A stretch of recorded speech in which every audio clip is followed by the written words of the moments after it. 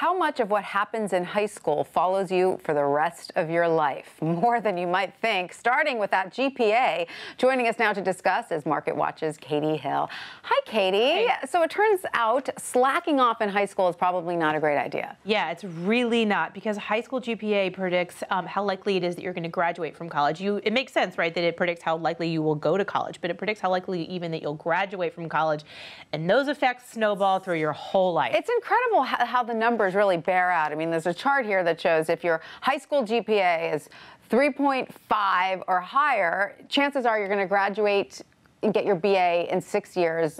What percentage of that group? Right, so this goes way down as your GPA goes down. Once your GPA is in the 2s, fewer than half will end up graduating from college. And once it's like even lower than that, I mean, I think the number here at 12%. Wow. Once your GPA is between 1.5 and 1.99, you only have about a 10% shot at graduating from college within 6 years. That's high school GPA, by the way. That's incredible. Yeah. The numbers really bear this out. And tell us the difference between what you can expect to make if you have a BA and what you don't, and if you don't have a BA over the course of your career. Yeah, over the course of a 40-year career, nearly $1 million difference between graduating from high school and getting a BA.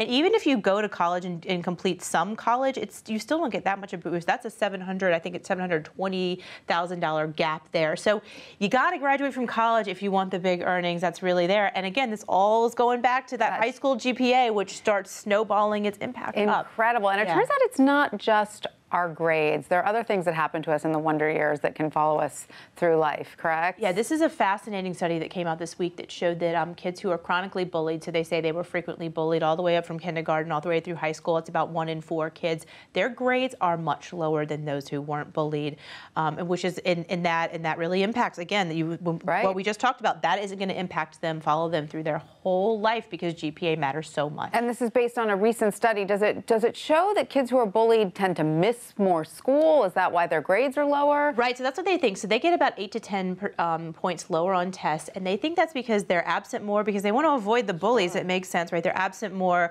and they're just not as engaged in school, which they don't like it. They say they don't like it as much, they're just not as engaged. And so their test scores are much lower than those who aren't chronically bullied. And again, that impacts that GPA, which follows you through life. Of course, it's worth mentioning there are many people that overcome their hardships in high school and go on to have great careers. Absolutely, as many commenters pointed out on this story. I was a bullied kid, I'm fine. Of course, there's always exceptions to this rule, but as a broad, rule here, chronically bullied students tend to do a little bit worse in school, and that can follow them. It certainly points to the importance of eradicating bullying and paying attention to those grades in high school. That's right. Bullying intervention, I think, is a really key thing, yeah. Catey Hill, thank you so much for that.